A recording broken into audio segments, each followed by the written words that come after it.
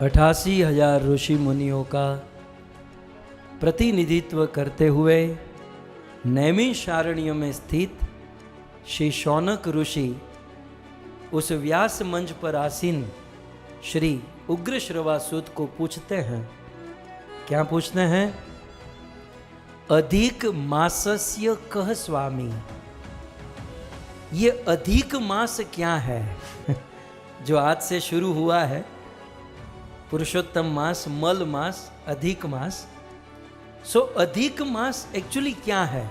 एक और अधिक मासस्य कह स्वामी, और अधिक मास का स्वामी कौन है?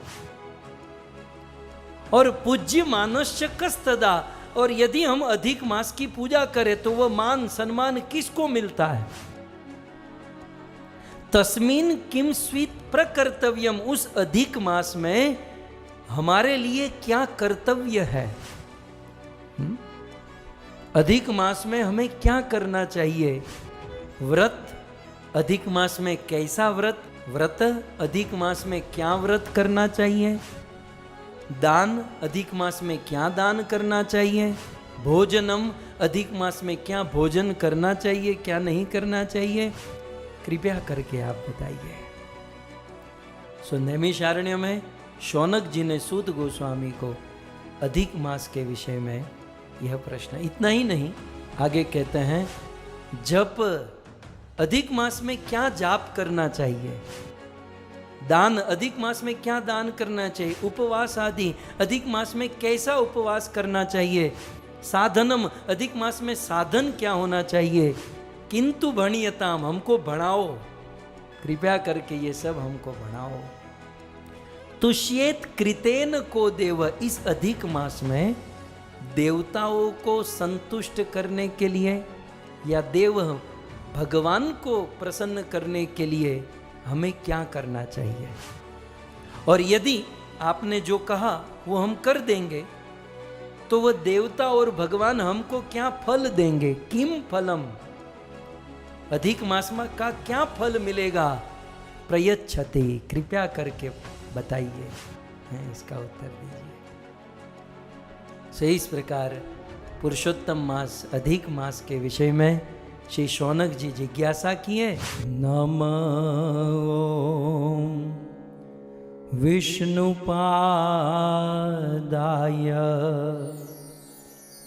कृष्ण पृष्ठाय भूतले श्रीमते भक्ति वेदांत स्वामी इति नामिने। नमस्ते सारस्वते देवे गौरवाणी प्रचारिणे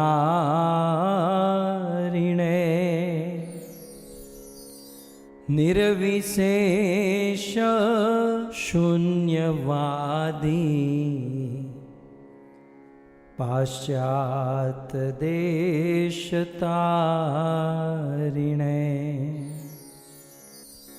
जय श्री कृष्ण चैतन्य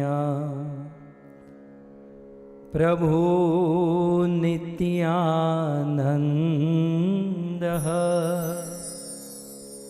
श्री अद्वैत गदाधर श्रीवासादि श्री गौर भक्त वृंद। सभी लोग बोलिए हरे कृष्णा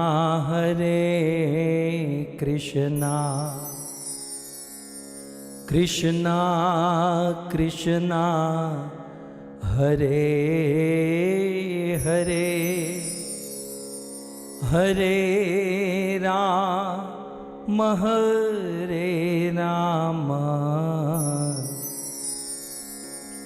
राम राम हरे हरे। भाव से हरे कृष्णा कृष्णा कृष्णा हरे हरे हरे राम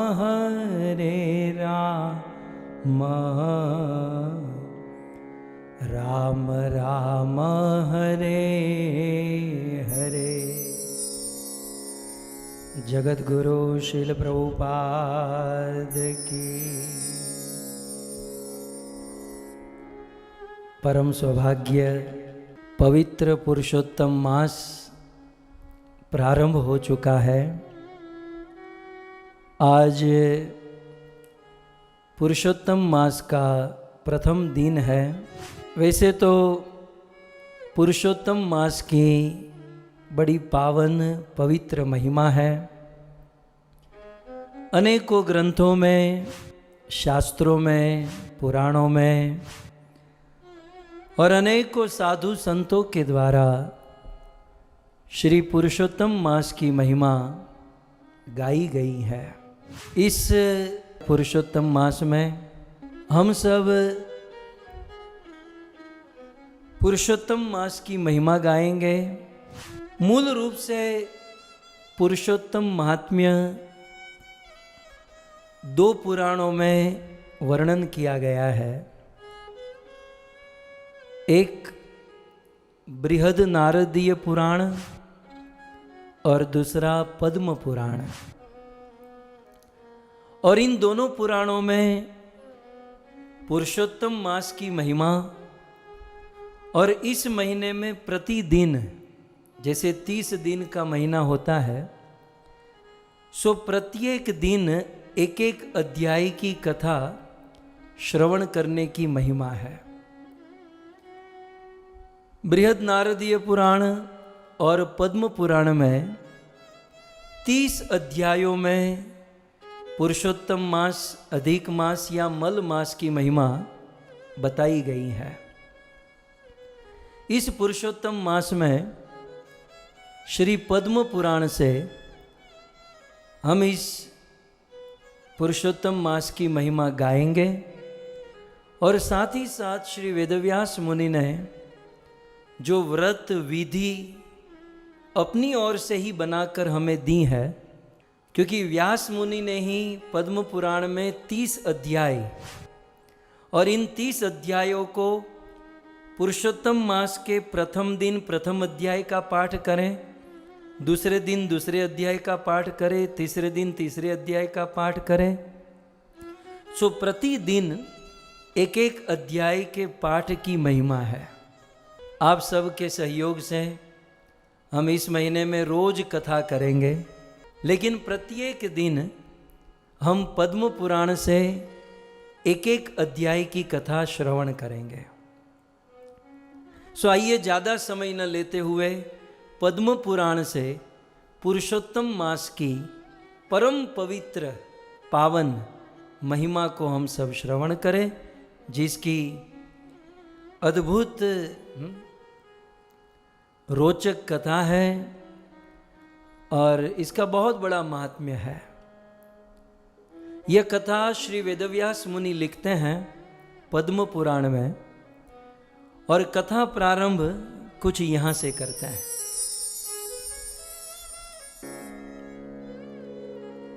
वंदे सद्गुरु पादाब्जं यत कृपालेश नंदिता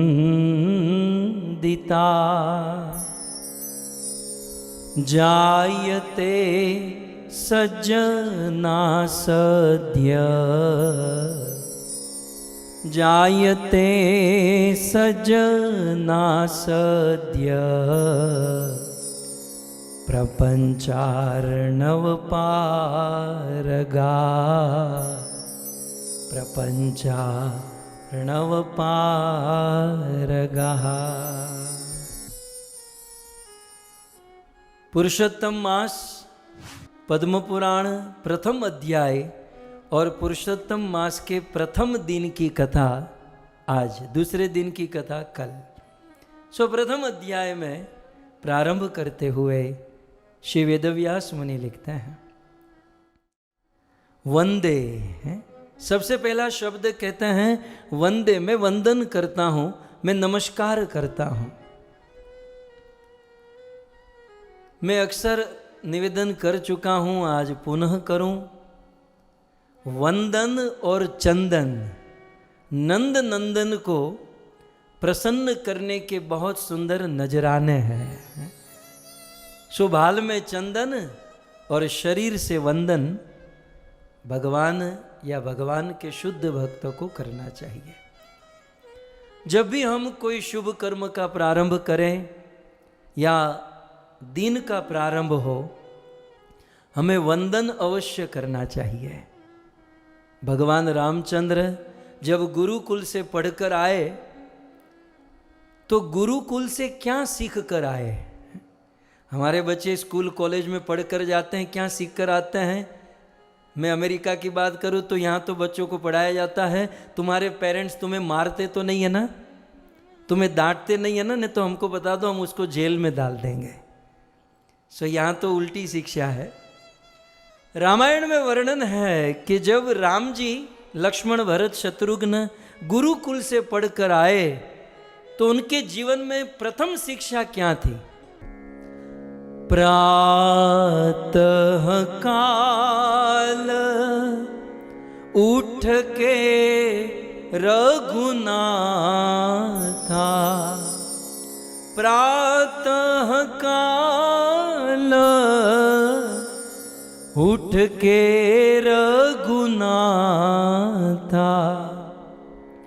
मात पिता गुरु नावहि माता, मात पिता गुरु नावहि माता। प्रातः काल उठ के रघुनाथा, राम जी गुरुकुल से क्या पढ़ लिख कर क्या सीख कर आए?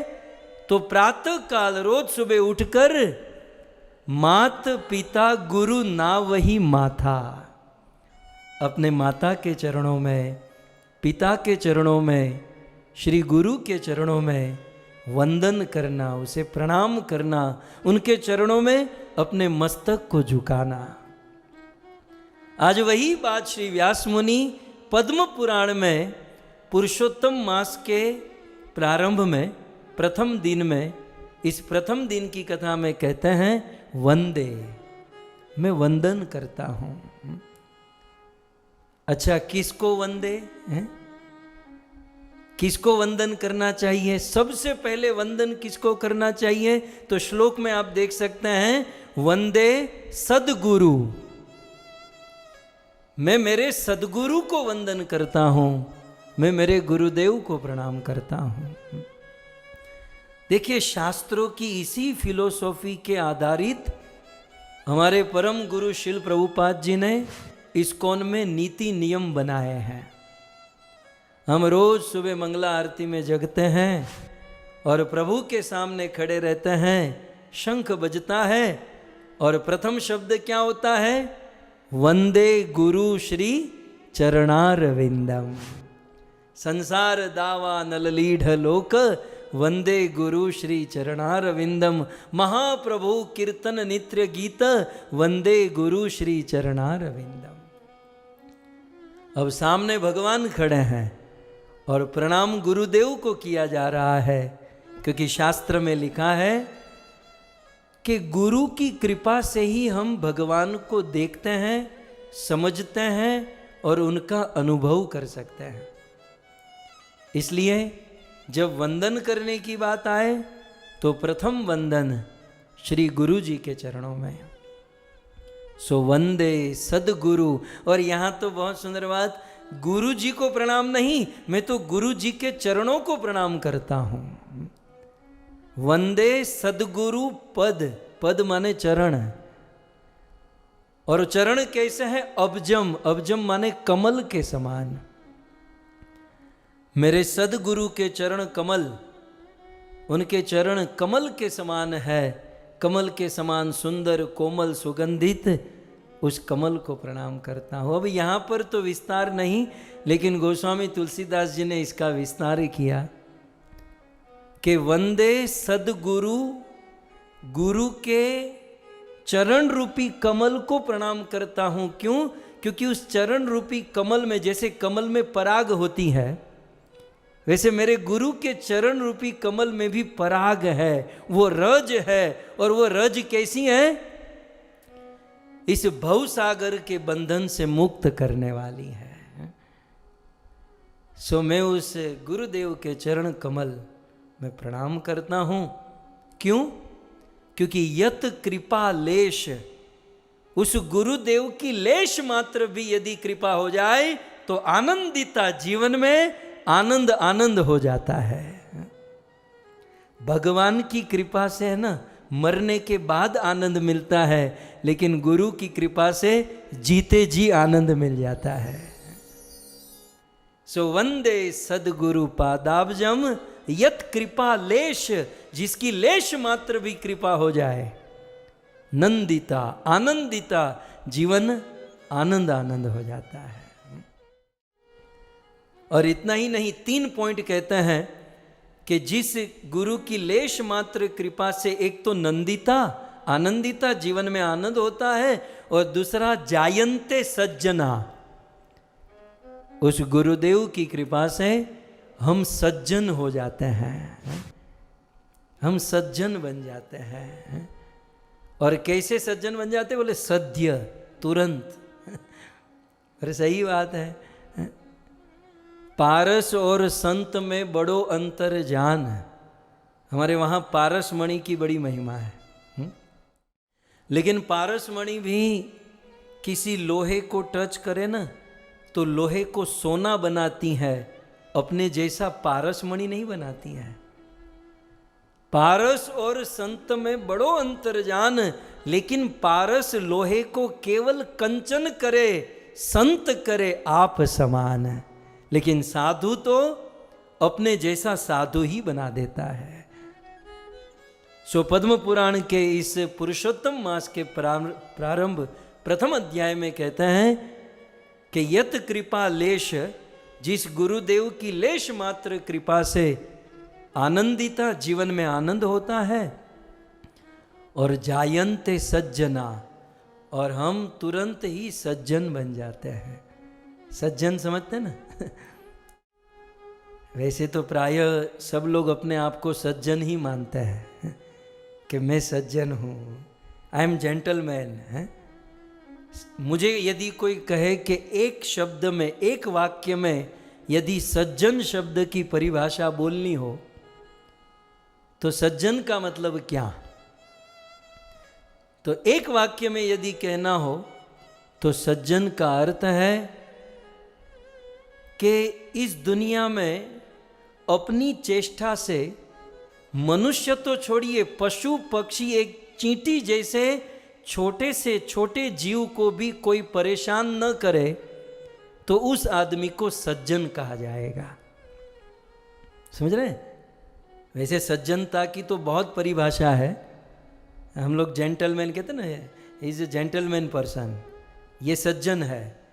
तो सज्जन की एक इमीडिएट व्याख्या ये होगी कि जिससे मनुष्य तो परेशान न हो, लेकिन पशु पक्षी तक भी, एक पेड़ और एक पौधा भी परेशान न हो, तो माना जाएगा कि ये सज्जन है। और ऐसी सज्जनता कैसे आएगी? गुरुदेव की कृपा से आएगी। रात दिन पशुओं को तड़पा तड़पा कर मारने वाला मृगारी, या फिर रत्नाकर नाम का डाकू, पशुओं को मारता था, काटता था, उनके मांस को खाता था, उसे बेचता था, इतना क्रूर प्रवृत्ति का था। लेकिन नारद मुनि की कृपा क्या हो गई? जो मृगारी, चैतन्य चरितामृत वाला मृगारी, अधमरा जीव जब थड़फड़ करे, किसी जीव को अधमरा करके जब वो तड़पता था तो उसके अंतर में बड़ा आनंद होता था। ऐसी क्रूर प्रवृत्ति का आदमी जब नारद जैसे साधु का, गुरु का संग हो गया, नारद की कृपा हो गई, तो वही मृगारी एक बहुत बड़ा संत बन गया और फिर तो कथा ऐसी आती है कि किसी जीव को परेशान करने की बात तो दूर रही, मार्ग में कोई चींटी भी होती थी तो कूद कर उसे पार करता था। सो यहाँ पर बहुत सुंदर कहते हैं कि वंदे सदगुरु पादाब्जम, गुरु के चरण कमलों में मैं वंदन करता हूँ। यत कृपा लेश, जिसकी लेश मात्र कृपा से नंदिता, जीवन में आनंद मिलता है। सद्य सज्जना, और हम तुरंत सज्जन बन जाते हैं। और तीसरी बहुत बड़ी बात कहते हैं, प्रपंच अर्णव पारगा। सदगुरु की कृपा से प्रपंच रूपी अर्णव, अर्णव माने समुद्र, प्रपंच रूपी समुद्र से सद्य तुरंत हम पार कर जाते हैं गुरुदेव की कृपा से। और गुरुदेव की ज्यादा कृपा की जरूरत नहीं है। गुरुदेव ऐसे मतलब ढगला पोटला बांध बांध के कृपा करे, ऐसा नहीं। लेश, यत कृपा लेश मात्रेण, थोड़ी देर थोड़ी भी कृपा हो जाए तो प्रपंच अर्णव पारगा, इस प्रपंच रूपी समुद्र से हम पार हो सकते हैं। अच्छा, प्रपंच किसे कहते हैं? प्रपंच, ठीक है। पंच माने 5 तत्व, पृथ्वी जल अग्नि वायु आकाश। प्रपंच माने जो प्रकृष्ट रूप से फैलता रहे, जिसका विस्तार होता रहे। प्रपंच माने ये दुनिया, ये संसार। प्रपंच माने जंजाल।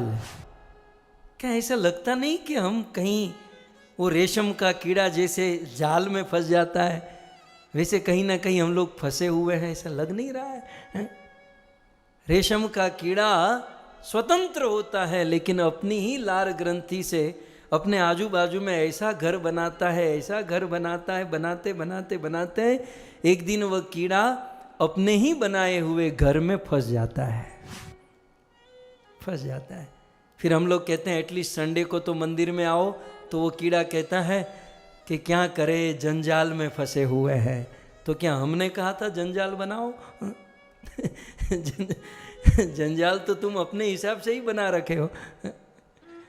तब गुरुदेव की वह बात याद आती है, कोई बात नहीं, जंजाल में ही हो ना तो पूरी जाल को साथ में लेकर ही मंदिर में आ जाओ, पूरी जाल को साथ में लेकर ही कथा में आ जाओ। जैसे अनिल जी, अशोक जी, देखो पूरी जाल को साथ में लेकर बैठे हैं। देखो आप यहाँ देख सकते हैं वीडियो में।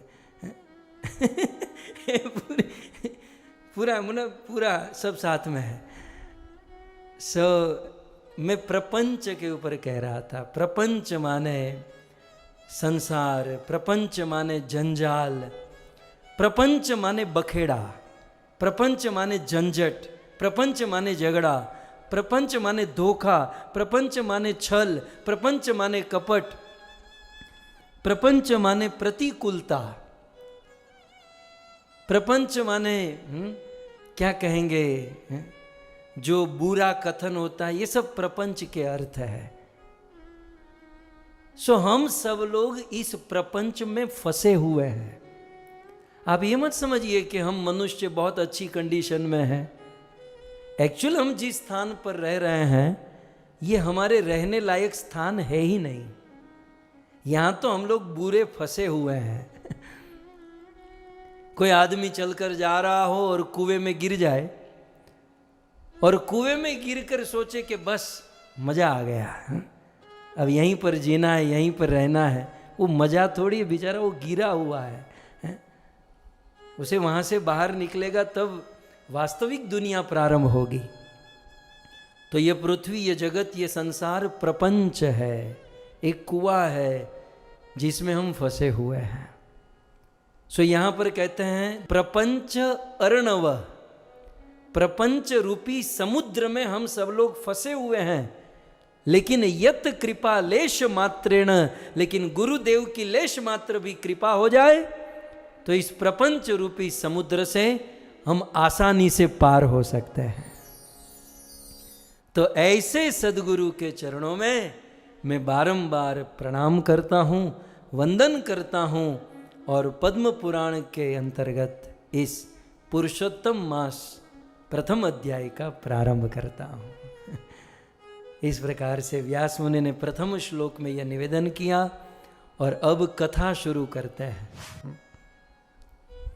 आप सब जानते हैं किसी भी कथा का प्रारंभ जो है ना, हमारे यहाँ वंस अपॉन अ टाइम, इसी चीज को संस्कृत में कहते हैं एकदा, और उसी चीज को संस्कृत में कहते हैं कदा। यहाँ पर ए शब्द जो है ना वो निकल गया है, ए जोड़ दो तो क्या हो जाएगा, एकदा। तो बहुत सुंदर कहते हैं, कदाचित पर्यटन तीर्थ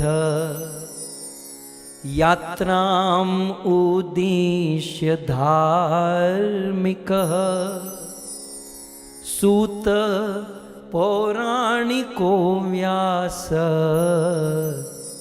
शिष्यो धर्मार्थको विद, शिष्य धर्मार्थको विदः। श्री व्यास मुनि लिखते हैं, कदाचित, एक समय की बात। ये किस समय की बात है जानते हैं?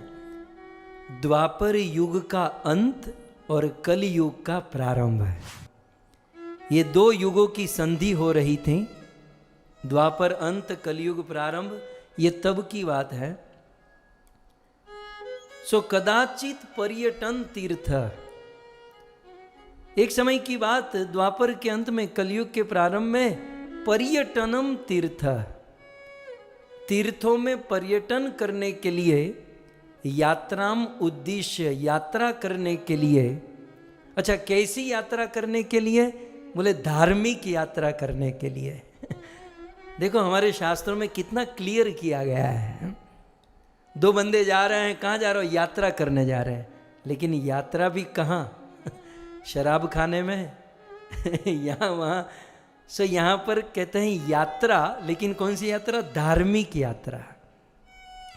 सो यात्राम उद्देश्य धार्मिक, धार्मिक यात्रा के उद्देश्य से अनेकों तीर्थों का, तीर्थों में भ्रमण करने के लिए कौन? तो कहते हैं सूतः, दूसरी लाइन में श्री सूत गोस्वामी। सूत गोस्वामी कौन? श्री उग्र श्रवासूत, रोमहर्षण सूत के पुत्र, बलराम जी के कृपा पात्र, पुराणों के प्रणेता श्री सूत गोस्वामी तीर्थाटन करने के लिए, धार्मिक यात्रा करने के लिए अपने स्थान से चले हैं। सूत जी के विषय में परिचय देते हैं, सूत पौराणिको व्यास, व्यास शिष्यो। सूत पुराणी जो है उसका परिचय क्या है? तो सूत पौराणिको, सूत पुराणी जी व्यास शिष्यो, श्री वेदव्यास मुनि के शिष्य है। यहां से हमें इतनी जानकारी मिलती है कि किसी भी आदमी का परिचय, किसी व्यक्ति का प्रथम परिचय उनके गुरु से होता है। यदि आपको यह समझ में आ गया कि यह किसका चेला है तो लगभग 90% समझ में आ जाता है कि ये किस मूड में होगा, इसका उद्देश्य क्या होगा, ये क्या करना चाहता होगा, लगभग ये समझ में आ जाता है। बहुत सुंदर दूसरी लाइन में शब्द है, सूत पौराणिको। सूत पुराणी जी जो है वो व्यास शिष्य, वेदव्यास मुनि के शिष्य, ये उनका प्रथम परिचय। दूसरे शब्दों में, हम हमारे जीवन में जो कार्य करते हैं उस कार्य के द्वारा हम हमारे गुरु का परिचय देते हैं। इसलिए जब भी हम बुरे कार्य करें तो ये सोचना चाहिए कि लोग हमारे गुरु के बारे में क्या कहेंगे। हमारे कार्य हमारे गुरु का परिचय देते हैं। सूत जी का परिचय उनके गुरु से होता है। तो सूत पौराणिको व्यास, व्यास शिष्यो, ये वेदव्यास मुनि के शिष्य हैं श्री उग्र श्रवासूत। और कैसे हैं? धर्म अर्थ को विद। श्री उग्र श्रवासूत धर्म और अर्थ के कोविद माने जानने वाले, श्री सूत गोस्वामी धर्म अर्थ को जितना जानते हैं लगभग उतना कोई नहीं जानता। यह बात श्रीमद् भागवत जी में शौनक आदि ऋषि मुनियों ने कही है कि हे सूत जी, त्वया खलु पुराणानि सेतिहासानि चानग आख्यात्या अप्यधीतानि धर्मशास्त्राणि यान्युत। हम लोग जानते हैं कि निश्चित रूप से हे सूत जी, आप सभी पुराणों को जानते हो, सभी इतिहास को जानते हो, और इतना ही नहीं, इन पुराण, इन इतिहास, इन धर्मशास्त्र के ऊपर आपने व्याख्या की है, आपने बहुत बहुत प्रवचन किया है। जब कोई व्यक्ति किसी पुराण, किसी धर्मशास्त्र पर व्याख्या करता है, एक बार, दो बार, तीन बार, जब वो बार बार व्याख्या करता है तो उसका प्रभाव उनके चित्त पर धीरे धीरे आने लगता है। सूत जी बहुत बड़े पुराणी जी हैं और अनेकों बार धर्मशास्त्र, वेद पुराण की व्याख्या कर चुके हैं। शौनक आदि ऋषि मुनियों ने भागवत जी में यहां तक कहा, हम तो पद्म पुराण सुन रहे हैं, लेकिन भागवत में यहां तक कहा, यानी वेद विदाम श्रेष्ठो भगवान बादरायण अन्येच मुनयः सूत परावर विदो विदो। श्री वेदव्यास मुनि सूत जी जितना जानते हैं ना,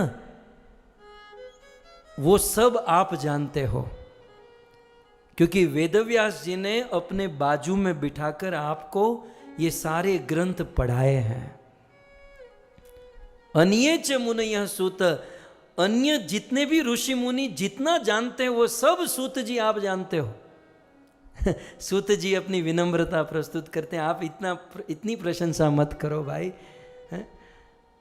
कोई आदमी इतना कुछ इतिहास को जानता है, पुराण को जानता है, सारे धर्मशास्त्र को जानता है, सभी ऋषि मुनियों जितना जानते वो सब सूत जी जानते हैं। बोले इतना एक आदमी कैसे हासिल कर सकता है?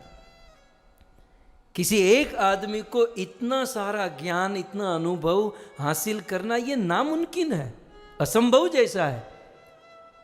तब शौनक जी ने जो फटका लगाया, अद्भुत बात बताई। ये बात सत्य है कि किसी एक आदमी की ये बात नहीं है, कोई एक आदमी इतना ज्ञान, इतना कुछ जान नहीं सकता, लेकिन यदि गुरु की कृपा हो जाए, वेत्तम त्वम सौम्य तत्सत्स्वर सर्वम तत्वस् तत्तद अनुग्रहात्, यदि गुरु की हम सेवा करें, यदि हम गुरु को प्रसन्न कर ले, तो ब्रूयु स्निग्धस्य शिष्यस्य गुरुव गुह्यम अप्युतः। गुरुदेव की कृपा हो जाए, गुरु यदि प्रसन्न हो जाए, तो गूढ़ से गूढ़ रहस्य भी हम जान सकते हैं, समझ सकते हैं और उसका जीवन में अप्लाई कर सकते हैं। सो हे सूत जी, आपके गुरु की आप पर बहुत बड़ी कृपा है और इसीलिए आप इतने बड़े ज्ञानी हो। धर्मार्थ को विदः, आप धर्म अर्थ को जानने वाले हो।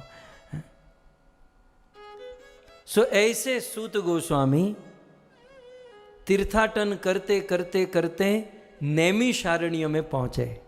कथा आप सब जानते हो, इसलिए मैं संक्षिप्त कर रहा हूं कि सूत जी जब नैमिषारण्य में पहुंचे तो शौनक आदि 88,000 ऋषि मुनियों ने वो जो यज्ञ का संकल्प किया था ना, सत्रम स्वर्गाय लोकाय सहस्त्रम सममासत, 1000 वर्ष तक यज्ञ करेंगे, वो यज्ञ बंद कर दिया और सूत गोस्वामी का स्वागत किया। सूत जी को उच्च आसन पर बिठाया, सूत जी की पूजा की, उनकी सेवा की, उनको सुंदर माला पहनाई और सभी ऋषि मुनियों ने प्रणाम किया। और सभी ऋषि मुनियों की ओर से शौनक जी ने दोनों हाथ जोड़कर सूत जी को कहने लगे कि हे सूत जी, हम आपका ही स्मरण कर रहे थे। क्या कहा? रिपीट कीजिए। शौनक जी ने क्या कहा दोनों हाथ जोड़कर? हम आपका ही स्मरण कर रहे थे महाराज, हम आपका ही स्मरण कर रहे थे और आप हमारे बीच में आए, बहुत अच्छी बात हो गई। हमें आपसे बहुत कुछ पूछना है, लेकिन सबसे पहले महाराज ये बता दीजिए, ये आपके चरण कहां से आ रहे हैं? ये एक परिपाटी, एक स्टाइल है। ये आपके चरण कहां से आ रहे हैं? कोई साधु आपके पास आए तो पहले ये पूछना चाहिए कि आपके चरण कहाँ से आ रहे हैं, तो आपको पता चले कि बेचारा साधु 24 घंटे फ्लाइट में परेशान होकर आया है, पहले उसको भोजन कराए न कि पहले कथा सुनवाए। कि बहुत अनुभव हो चुके हैं, 20-20 घंटे ट्रैवलिंग करके कहीं पहुंचते हैं तो कोई कहता है प्रभु जी कथा सुनाइए, कथा। खैर, तो बहुत सुंदर ये परिपाटी है कि महाराज पहले ये बताइए कि आप के चरण कहाँ से आए हैं। मानो सूत जी पूछे शौनक जी को कि आप ये सब जानना क्यों चाहते हो। बोले इसलिए क्योंकि आपके चरण जहाँ जहाँ पड़े होंगे ना, आपने उस भूमि को पवित्र कर दिया होगा। भवत विदा भागवता तीर्थभूताम स्वयं विभो तीर्थम कुर्वन्ति तीर्थानि स्वांतस्थे न गदाभृता। आप जैसे महात्माओं के हृदय में भगवान प्रकट रूप से रहते हैं, और क्योंकि भगवान आप जैसे शुद्ध महात्माओं के हृदय में प्रकट रूप से रहते हैं, इसलिए आप जैसे संत जहाँ जहाँ अपना चरण रखते हैं उस भूमि को तीर्थ बना देते हैं, पवित्र कर देते हैं। तब सूत जी कहने लगे तो सुनिए, मैं मेरे आश्रम से निकला, सुनिए आप स्मरण कीजिए, मैं आपको घर बैठे सूत जी के साथ तीर्थ यात्रा करा दूं। कहते हैं सूत जी कहते हैं कि मैं मेरे आश्रम से निकला, सबसे पहले राजस्थान पुष्कर गया। राजस्थान में पुष्कर तीर्थ है, वहाँ तीर्थ की बड़ी महिमा है, ब्रह्मा जी का बहुत सुंदर क्षेत्र है। तो सबसे पहले मैं पुष्कर गया और पुष्कर दर्शन किया और वहाँ नदी में स्नान किया। पद्म पुराण में लिखा है, श्री व्यास मुनि कहते हैं। और फिर पुष्कर के बाद आगे पाप नाशिनी यमुना के तट पर गया। श्री वृंदावन धाम नीको नीको लगे वृंदावन। सो पहले पुष्कर गया, पुष्कर के बाद पाप नाशिनी यमुना के तट पर गया, फिर यमुना स्नान करने के बाद गंगा के तट पर गंगा स्नान किया, और फिर गंगा के तट पर चलते चलते वाराणसी है, काशी विश्वनाथ महादेव के पास पहुंचा। मैं काशी गया, काशी दर्शन करके गंगा स्नान करके वीणा कृष्ण वेणी पहुंचा, और वहां से आगे चला तो नेपाल की बॉर्डर गंडकी नदी में मैं स्नान किया, पुलाश्रम गया जहां राजर्षि भरत ने भजन किया था। तत्पश्चात धेनुमती नदी के तट पर गया, रेवती के तट पर, सरस्वती के तट पर 3 रात तक रहा, और यहां 3 रात रहकर फिर गोदावरी गया। गोदावरी के बाद फिर मैं अनेकों नदियों में स्नान किया। किस किस नदी में स्नान किया? सीता नदी, अलखनंदा, पयोधरा, कृतमाला, कावेरी, निर्विद्या, तापी। ले सूरत में भी आए थे ताप्ती गंगा। ये सूत गोस्वामी ये पद्म पुराण में श्लोक में लिखा है कि तापी गया, वैया यनसी गया, नंद गया, सुरता, शुभ्रा, ब्रह्मपुत्रा, चर्मवर्णी, इन सभी नदियों में मैंने स्नान किया। और यह स्नान करने के बाद सूत जी कहते हैं भगवान विष्णु का क्षेत्र तीर्थ गया में मैं गया। गया ये वो तीर्थ है हमारे लिए, हम गौड़ीय भक्तों के लिए तो गया गया है ना, क्योंकि श्री चैतन्य महाप्रभु प्रकट तो हुए और अपनी पांडित्य लीला, वात्सल्य लीला किए, लेकिन राधा रानी का वो महाभाव श्री चैतन्य महाप्रभु के जीवन में गया तीर्थ में प्रथम बार प्रकट हुआ। सो हम लोगों के लिए तो बड़ी पूजनीय भूमि है।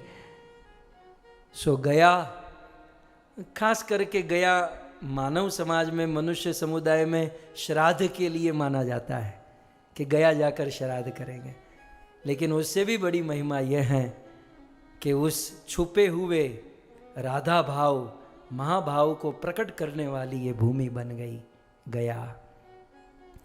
और गया के बाद सूत जी कहते हैं कि मैं हरिद्वार गया।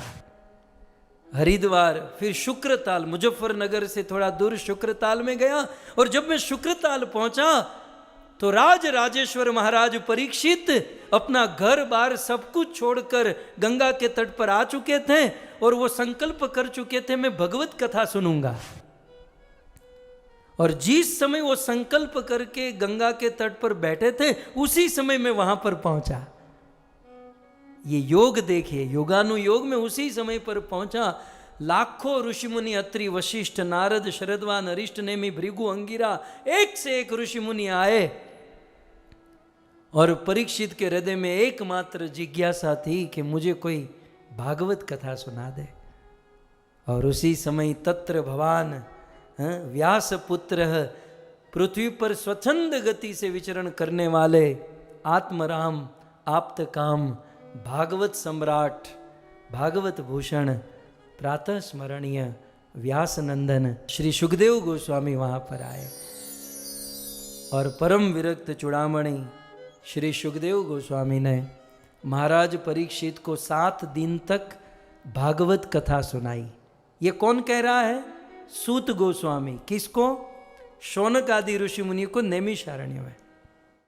सूत जी ने यह भी कहा कि मैं तो कथा श्रोताओं में सबसे लास्ट में बैठा था, लेकिन सुखदेव जी ने परीक्षित को कथा सुनाना प्रारंभ किया तो मेरा नाम लेकर, है उग्र श्रवा खड़ा हो जा। तो पहले तो मुझे धक धक होने लगा, मैंने फाड़ पड़ी। फिर सुखदेव जी ने कहा कि यहां आगे आके परीक्षित के बाजू में बैठ जा।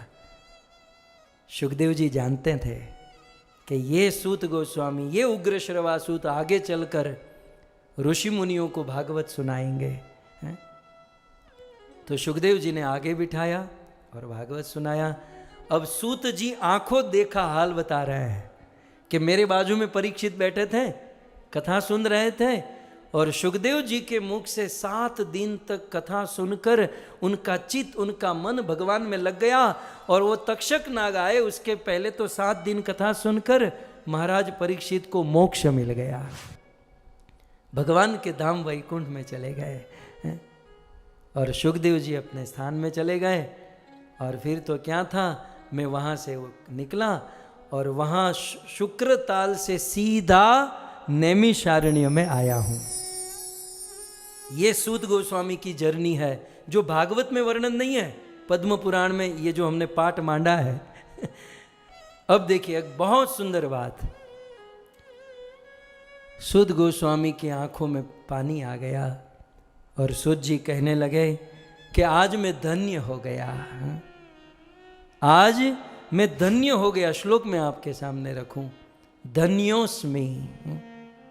ये सूत गोस्वामी शौनक आदि ऋषियों को, एक वक्ता श्रोताओं को कह रहा है, धन्योस्मि अनुग्रह ग्रहीतोस्मि, आज मैं अनुग्रहित हो गया, मैं धन्य हो गया।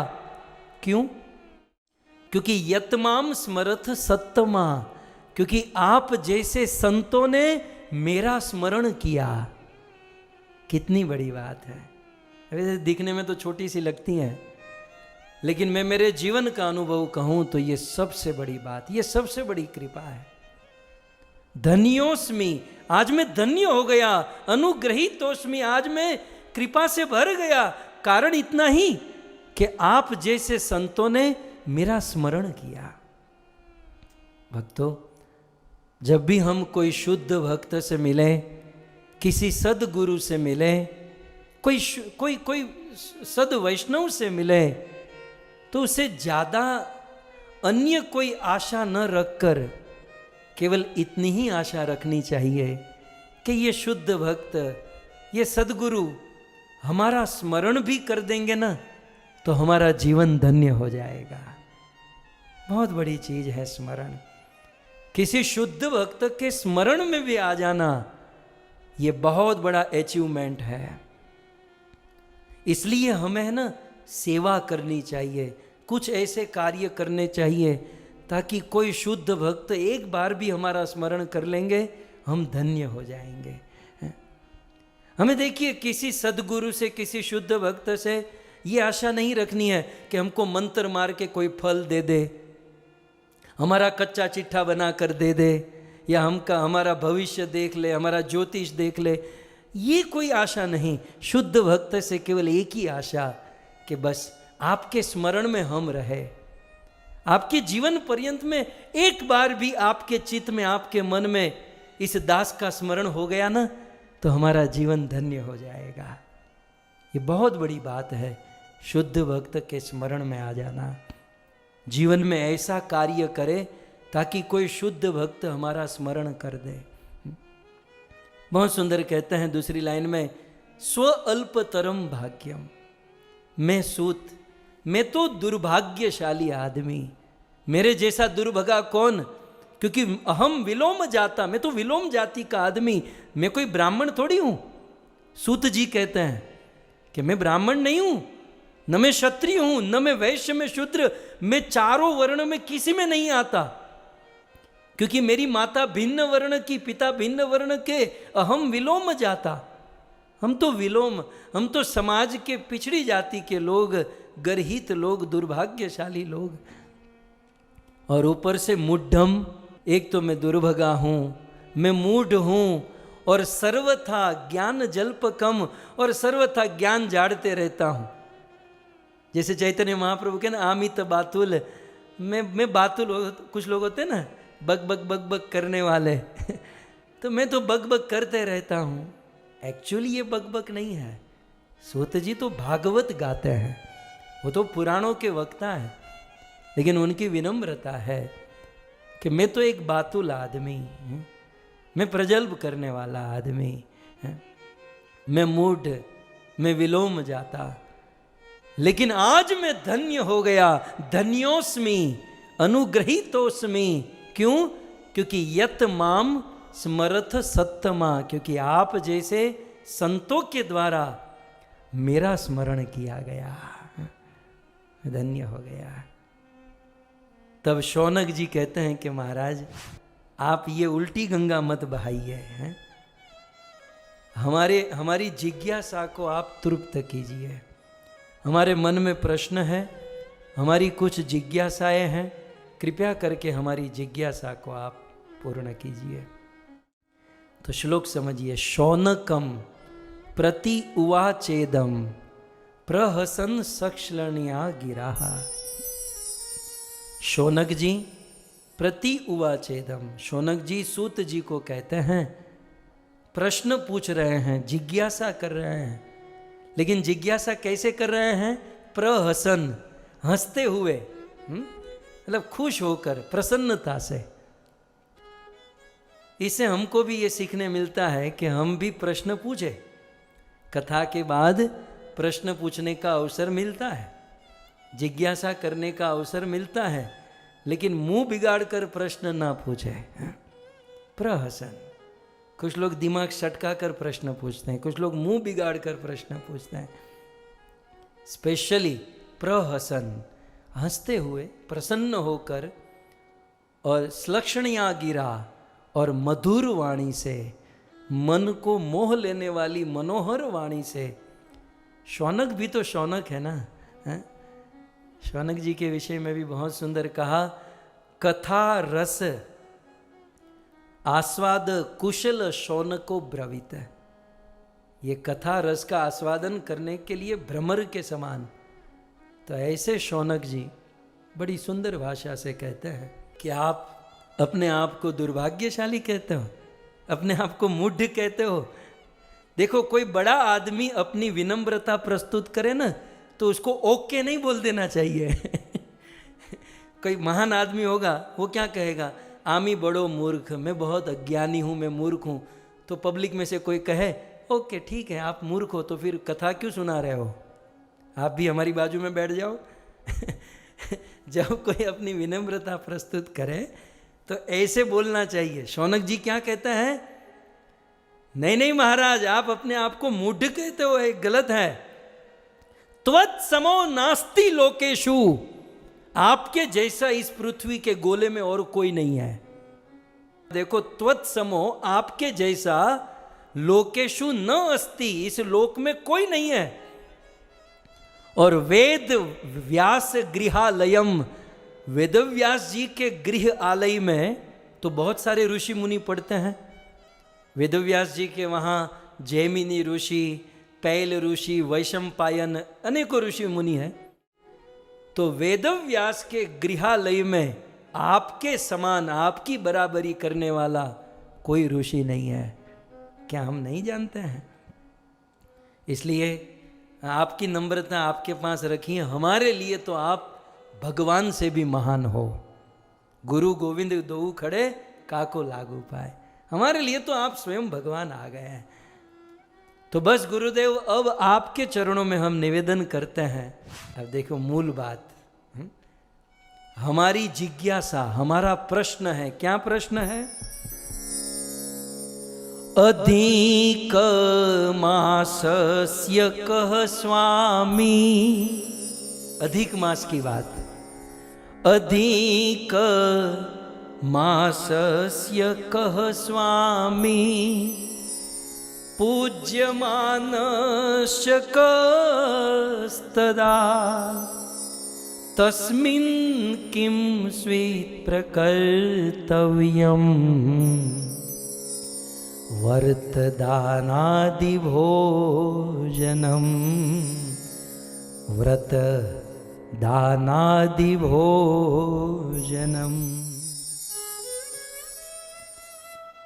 88,000 ऋषि मुनियों का प्रतिनिधित्व करते हुए नैमिषारण्य में स्थित श्री शौनक ऋषि उस व्यास मंच पर आसीन श्री उग्रश्रवासुत को पूछते हैं। क्या पूछते हैं? अधिक मासस्य कह स्वामी, ये अधिक मास क्या है? जो आज से शुरू हुआ है, पुरुषोत्तम मास, मल मास, अधिक मास। सो अधिक मास एक्चुअली क्या है? एक, और अधिक मासस्य कह स्वामी, और अधिक मास का स्वामी कौन है? और पूज्य मानस्य कस्तदा, और यदि हम अधिक मास की पूजा करें तो वह मान सम्मान किसको मिलता है? तस्मिन् किम स्वीत् प्रकर्तव्यम, उस अधिक मास में हमारे लिए क्या कर्तव्य है? अधिक मास में हमें क्या करना चाहिए? व्रत, अधिक मास में कैसा व्रत? व्रत, अधिक मास में क्या व्रत करना चाहिए? दान, अधिक मास में क्या दान करना चाहिए? भोजनम, अधिक मास में क्या भोजन करना चाहिए, क्या नहीं करना चाहिए? कृपया करके आप बताइए। सो नैमिषारण्य में शौनक जी ने सूत गोस्वामी को अधिक मास के विषय में यह प्रश्न, इतना ही नहीं, आगे कहते हैं जप, अधिक मास में क्या जाप करना चाहिए? दान, अधिक मास में क्या दान करना चाहिए? उपवास आदि, अधिक मास में कैसा उपवास करना चाहिए? साधनम, अधिक मास में साधन क्या होना चाहिए? किंतु भणियताम, हमको भणाओ। ये तो गुजराती आ गया है। भणियताम मतलब हमको पढ़ाओ, भणाओ। भणे भणे नरसैयो भणे। तो ये भणियताम संस्कृत गुजराती को टच कर गया। सो भणियताम, कृपया करके ये सब हमको भणाओ। तुष्येत कृतेन को देव, इस अधिक मास में देवताओं को संतुष्ट करने के लिए या देव भगवान को प्रसन्न करने के लिए हमें क्या करना चाहिए? और यदि आपने जो कहा वो हम कर देंगे तो वह देवता और भगवान हमको क्या फल देंगे? किम फलम, अधिक मास में का क्या फल मिलेगा? प्रयच्छति, कृपया करके बताइए, हैं इसका उत्तर दीजिए। सो इस प्रकार पुरुषोत्तम मास, अधिक मास के विषय में श्री शौनक जी जिज्ञासा किए, और जिज्ञासा करके सूत जी को क्या हुआ?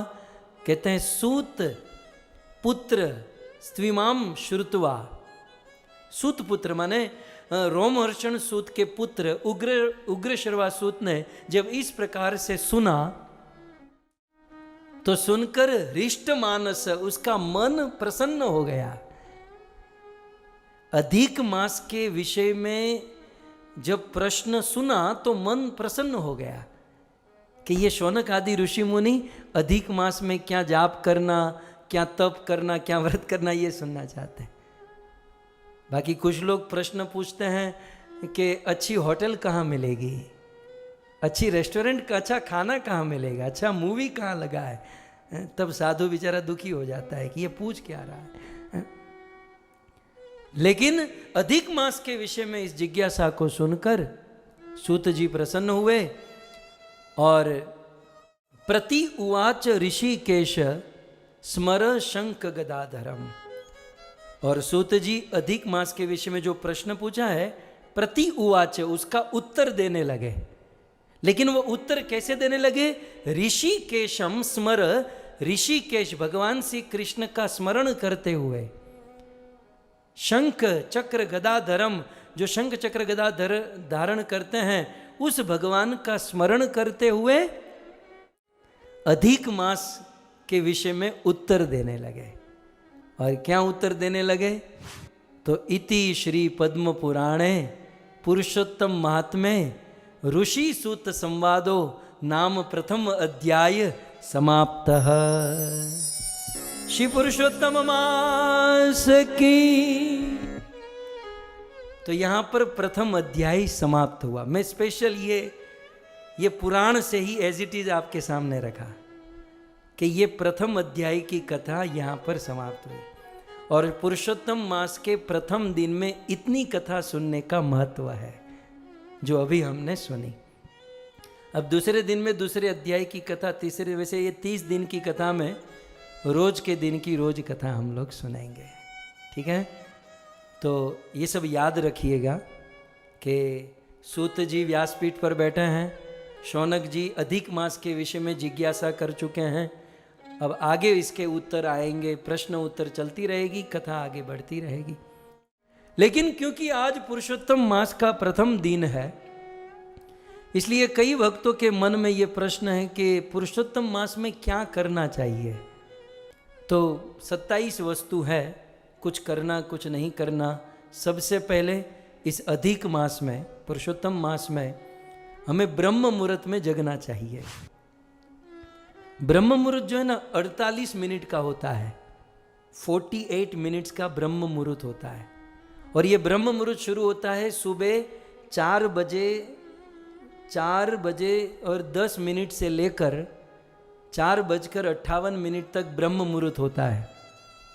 तो ब्रह्म मुहूर्त से पहले या ब्रह्म मुहूर्त में जग जाना चाहिए।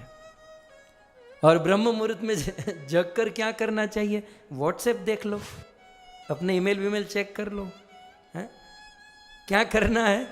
तो ब्रह्म मुहूर्त में जगने की महिमा तो है, लेकिन जग कर स्नान करके आध्यात्मिक कार्य करना है, एक। दूसरा, इस अधिक मास में और क्या कर सकते हैं? पुरुषोत्तम मास में कीर्तनीय सदा हरि है। सुबह उठकर महामंत्र का जाप करना चाहिए। यदि आप नहीं करते हैं तो महामंत्र का जाप शुरू कीजिए। यदि करते हैं तो उसकी क्वांटिटी बढ़ा दीजिए। और क्वांटिटी ऑलरेडी बढ़ा चुके हैं तो थोड़े सिंसियर हो जाइए, गंभीरता से, है? कुछ लोगों की माला मोबाइल माला होती है, एक बार मोबाइल देखते हैं हरे कृष्ण, तो ये छोड़ दीजिए। कुछ लोगों की खाते हुए माला होती है, तो ये थोड़े से सिंसियर होकर गंभीरता से माला। इस पुरुषोत्तम अधिक मास में तीसरी चीज करने लायक, भगवान को स्तुति करनी चाहिए, प्रार्थना करनी चाहिए, गीत गाना चाहिए। रोज सुबह उठकर, रोज पुरुषोत्तम मास में ठाकुर भक्ति विनोद के द्वारा रचित, शिल प्रभुपाद के द्वारा कथित राधा माधव का गान करना चाहिए। जय राधा माधव, जय कुंज बिहारी, जय गोपी जन वल्लभ, जय गिरिवर धारी, यशोदानंदन ब्रज जन रंजन, यमुना तीर वनचारी, जय राधा माधव जय कुंज बिहारी। आपको सैंपल भी दे दिया, ठीक है, इसलिए आपको ये नहीं रहे कि हमको आता नहीं है। रोज राधा माधव गाना है। और फिर रोज पुरुषोत्तम मास अधिक मास में रोज दोपहर को चौराग्र गणीय अष्टकम गाना है। और फिर दिन में एक बार राधा माधव सुबह गाना है, दोपहर को चौराग्र गमनम अष्टकम, और शाम को या नंद नंदन अष्टकम, जगन्नाथ अष्टकम, या फिर सचीशूत अष्टकम, या तीन में से कोई एक रैंडमली आपको गाना चाहिए। ओके। चौथा, इस पुरुषोत्तम अधिक मास में करने लायक चौथा, दिन में तीन बार तीन बार समझ रहे मेरी बात? दिन में 3 बार, और वो भी 3 बार, मतलब एक श्लोक को 3 बार बोलना है, हो गया सुबह। उसी श्लोक को दोपहर को 3 बार बोलना है, हो गया। उसी श्लोक को शाम को 3 बार। सो 3 बार 3 बार, 3 into 3, राइट।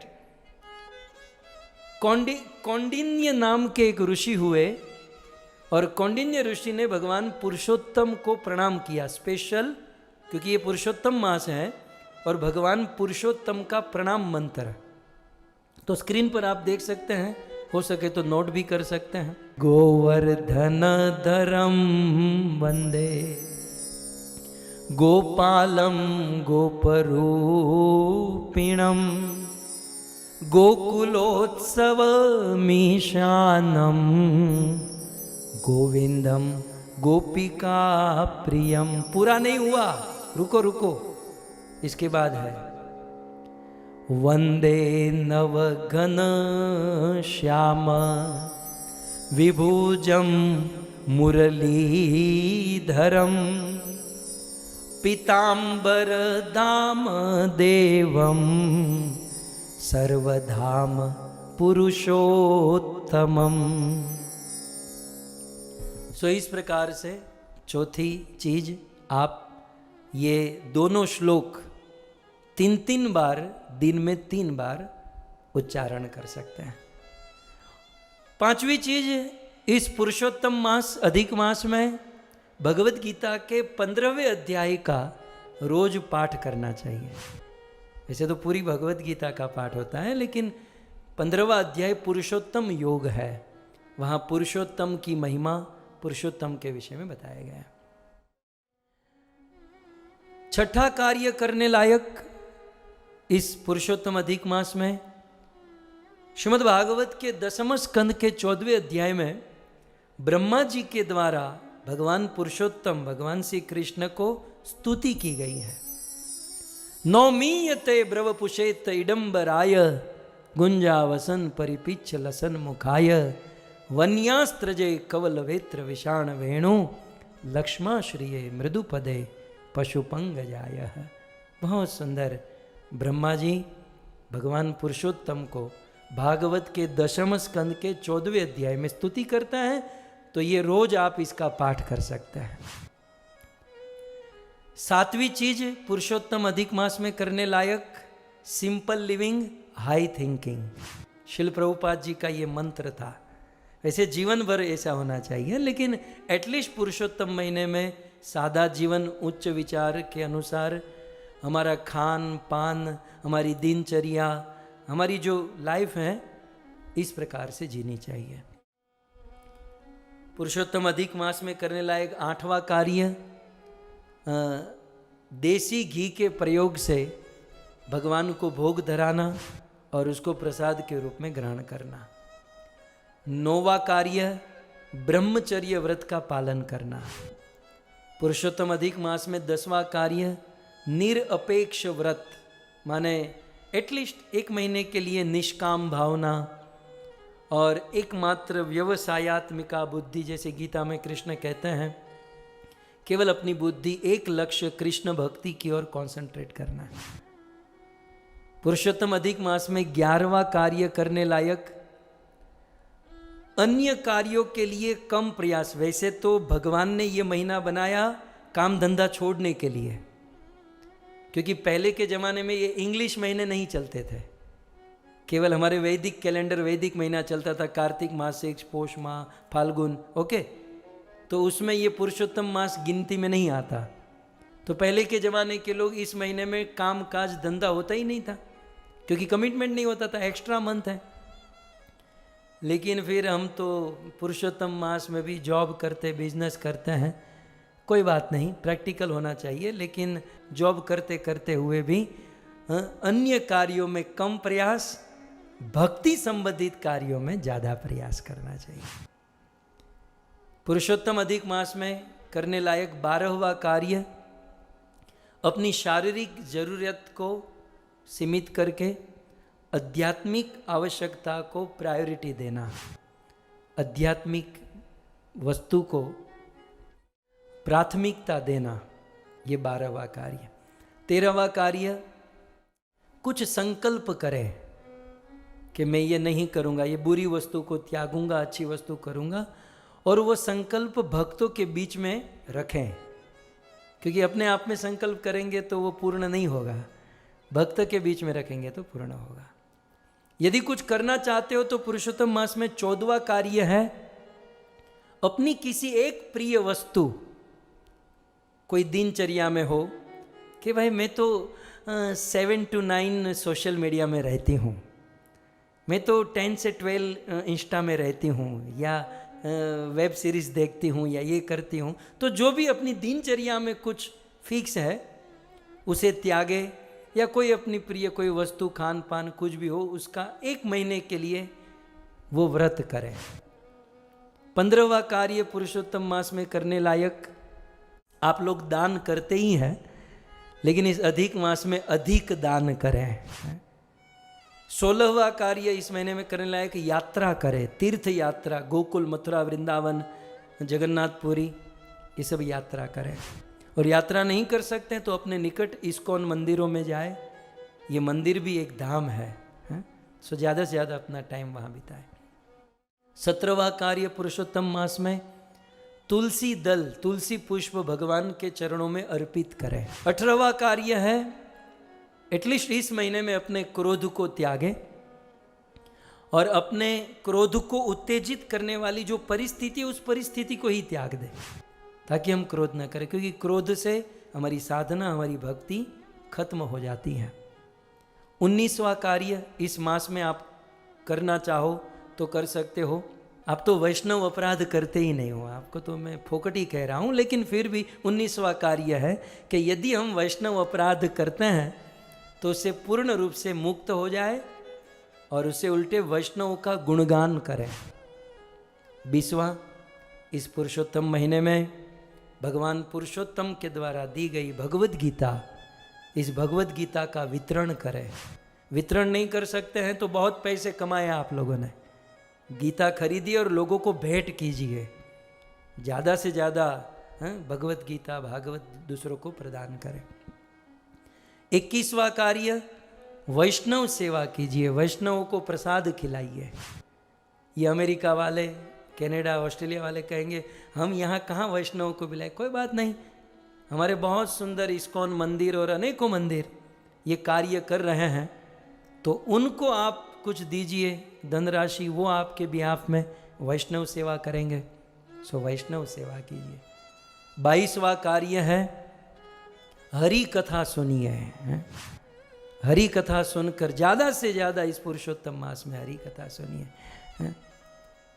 23वां है, धाम की परिक्रमा, गोवर्धन परिक्रमा, वृंदावन परिक्रमा, और ये ना हो सके तो अपने निकट के किसी मंदिर में जाइए, उस मंदिर की परिक्रमा कीजिए।